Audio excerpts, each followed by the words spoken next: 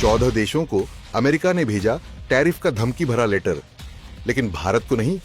Trump ने खुद बताया क्यों नहीं लगाया टैरिफ नई दिल्ली पर। क्या भारत और अमेरिका के बीच कोई सीक्रेट डील होने वाली है? और सबसे बड़ा सवाल, डेयरी और खेती क्या इस डील को बिगाड़ सकते हैं? देखिए इस एक्सक्लूसिव रिपोर्ट में पूरा मामला समझिए। दरअसल ट्रंप ने बड़ा बयान दिया भारत पर और कहा कि हमने यूनाइटेड किंगडम के साथ एक डील की है, चीन के साथ डील की है और भारत के साथ डील के बेहद करीब है। यानी सीधा संदेश है कि भारत को छोड़कर अमेरिका बाकी देशों से नाराज है। 14 देशों को अमेरिका ने टैरिफ वाला लेटर भेजा है, जिसमें साफ साफ कहा गया कि अगर बातचीत नहीं हुई तो 1 अगस्त से भारी भरकम टैक्स लागू होंगे। इन देशों में कौन कौन है? दरअसल इसमें Bangladesh, Thailand, south Korea, Japan और 10 अन्य देश जो अमेरिका के प्रमुख व्यापारिक साझेदार माने जाते हैं, लेकिन भारत इस लिस्ट में नहीं है। आखिर क्यों नहीं है भारत इस लिस्ट में, ये भी जान लीजिए।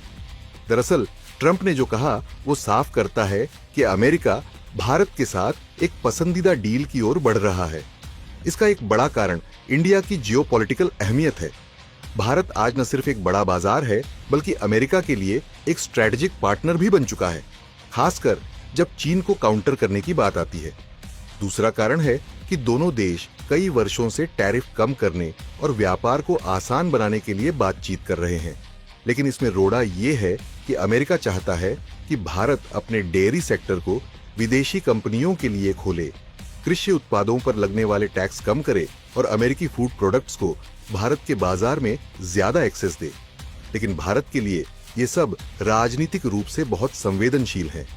भारत की 3.9 ट्रिलियन डॉलर की अर्थव्यवस्था में कृषि का योगदान सिर्फ 16% है, लेकिन ये देश की आधी से ज्यादा आबादी का पेट भरती है।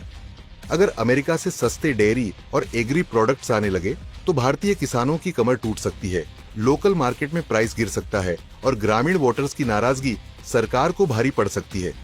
यानी भारत ने साफ कह दिया कि हम डील चाहते हैं, लेकिन अपनी शर्तों पर।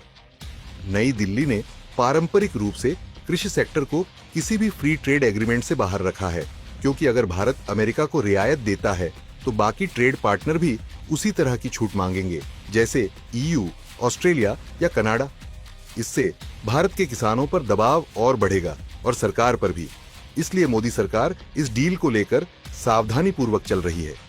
ट्रंप को पता है कि अमेरिका की कंपनियों को भारत में बड़ा बाजार चाहिए और 2025 में ट्रंप फिर से राष्ट्रपति बने हैं, तो वो चाहते हैं कि भारत के साथ कोई बड़ी डील हो जिससे अमेरिकी किसानों और मैन्युफैक्चरर्स को फायदा मिले। इसीलिए भारत को अभी टैरिफ वाली लिस्ट से बाहर रखा गया है।